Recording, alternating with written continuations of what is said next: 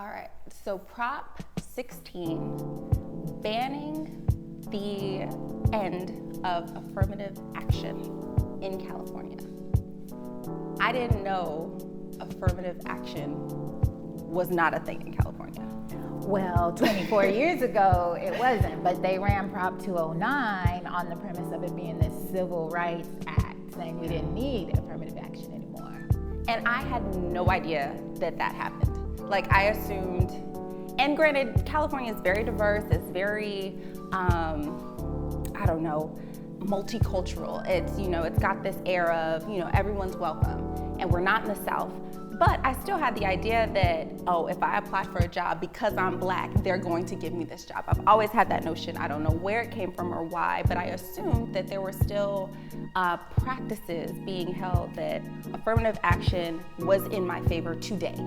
I had no idea that there was a ban on companies, businesses, schools not having that kind of criteria in their hiring practices. I assumed that that was still like a thing. I'm so glad you said that California has this air of diversity and multiculturalism, because the truth is, when you look at voting in the state of California, we have actually historically passed some of the most racially divisive, gender non-exclusive legislations in the country. So the way we go is usually the way the country goes when it comes to these very, divisive legislative practices, and Prop 209 was an example of that. So the fact that we're here now 24 years later, looking at Prop 16 is very necessary, not only for the state, but for the climate of the country.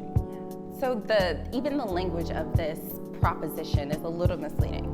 Like, it's putting the ban on not enforcing affirmative action. So this proposition actually talks about letting affirmative action be a part of that decision. So it's actually allowing those conversations of, okay, we have all of these candidates, they're all qualified, but overwhelmingly we've accepted a huge majority of white or Asian or whatever race, and now we're taking into consideration we need to put aside slots or spots for minorities. So that's what this proposition is permitting, but the language of it would have you believe that it's actually abolishing that practice that isn't in place today, which is weird, right? It's not that it's weird, it's that it's intentional. The languaging of ballot measures to the average voter when you go in can be extremely confusing. You go in, you read it, and you say, oh yes, that looks like something I would support. This looks like it is going to keep affirmative action in practice, because obviously, again, if you look at the climate of the culture, if you look at where we're at now as a nation, people are absolutely making race-based, gender-based decisions.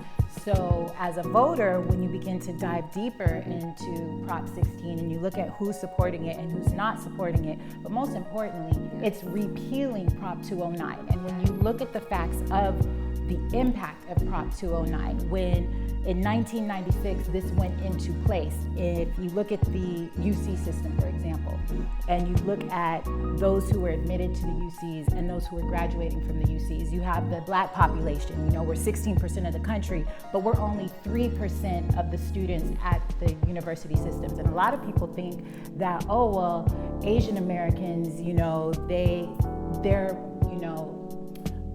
acceptance has blown up. But actually, when you look at the impact again of what Prop 209 did within the UC systems, even for our Asian American brothers and sisters, before Prop 209, they made up 32% of the admissions. Currently, in 2020, they make up 21%. So once that went away, it's not only impacting Black students, Latin students, it's also impacting the Asian students as well. Yes, and it's interesting that you made that point, because one thing that I read in the opposition statements of this bill was that a lot of Asian Americans are not for this. And it's because historically, stereotypically, Asians excel. And I mean, even in your math class, you're probably like, oh, he's Asian, he got A's. But that stereotype translates into actual curriculum of this student is an A+ student, and there are many of them. There's a majority of them in their minority state.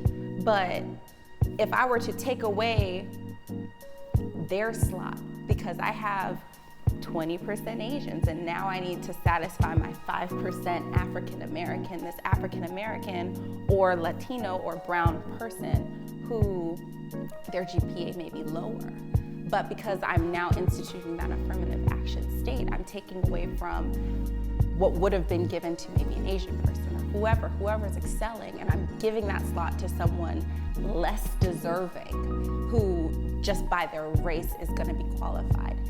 That's a problem for them. And then I never considered that the question of affirmative action would go to people who aren't white.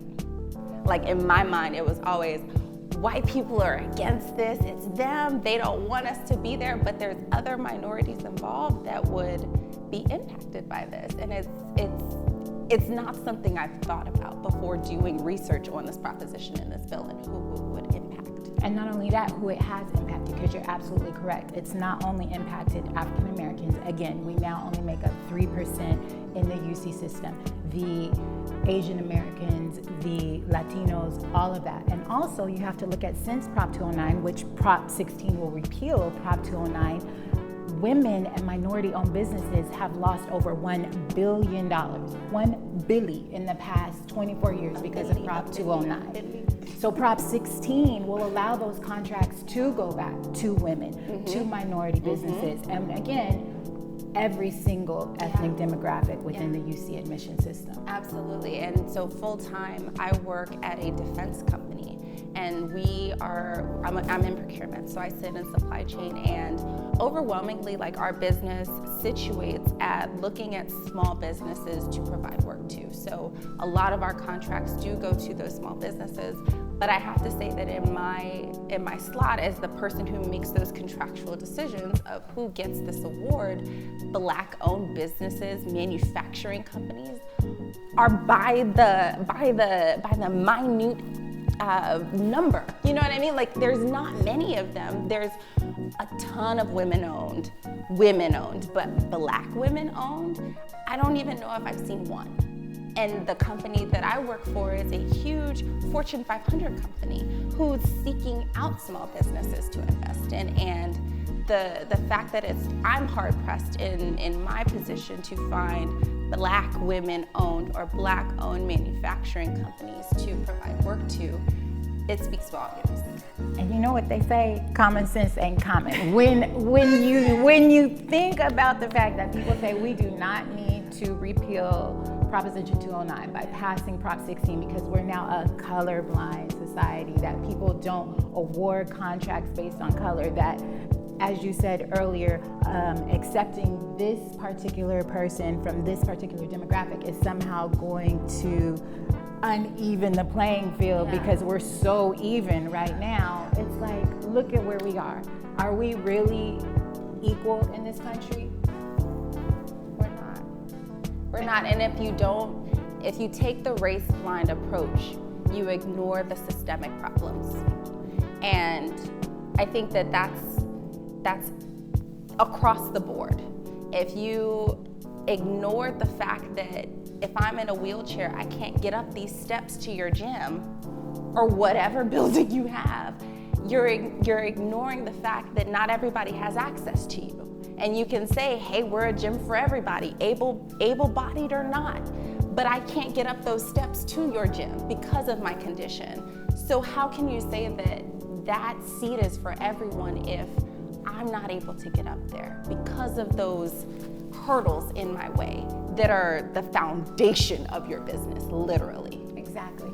And when you look at our educational system that is built on systemic racism, when you look at the fact that we won't get too deep into all of the different aspects, but going back to access and what Prop 16 will do to repeal Prop 209, how many are being admitted to our UC systems because of legacy?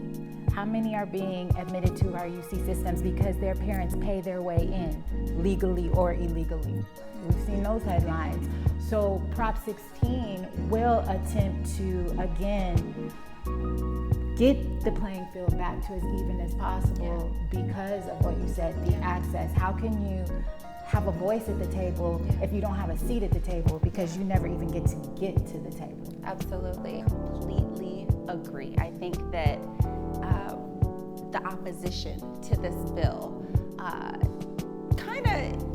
and it's amazing because a good policy will have pros and will have cons. And I agree with the opposition that it should not be unfair.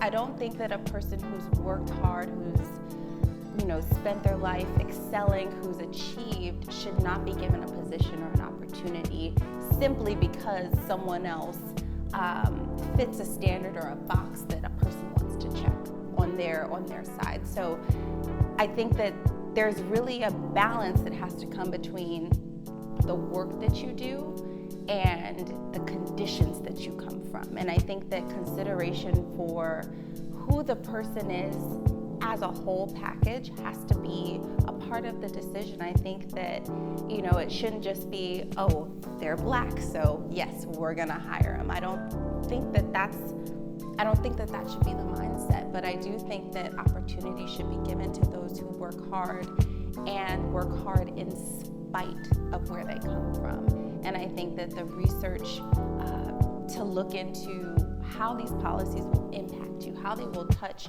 your schools, your work, the cities that you live in, all across California. How does this specifically touch me? That's kind of where we have to get to as a people, as a voter, as an informed citizen, because too often we just kind of let these policies go. We don't do the research. We allow, this person voted for him, so I'm in agreement, and we defer the responsibility to delve into that representative or to that group that you align with. But taking the time to figure out, how does it impact me?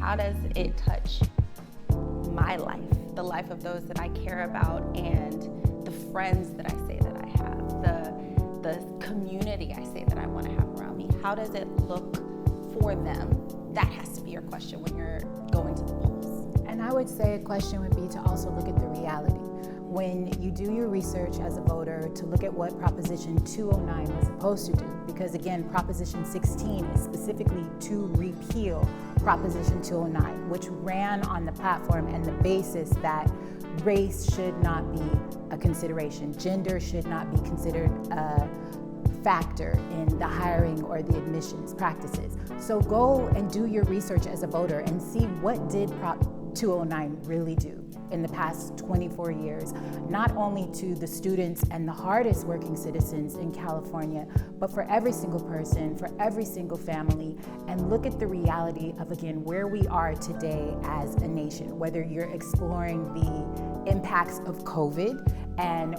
which racial, dynamics that plays. You cannot ignore reality. So when you're doing your research, just look at the reality of what Proposition 16 will be repealing, the impact of the past 24 years of Proposition 209, and determine what is really best for this state. Yeah, absolutely. Thanks for this talk. Thank you.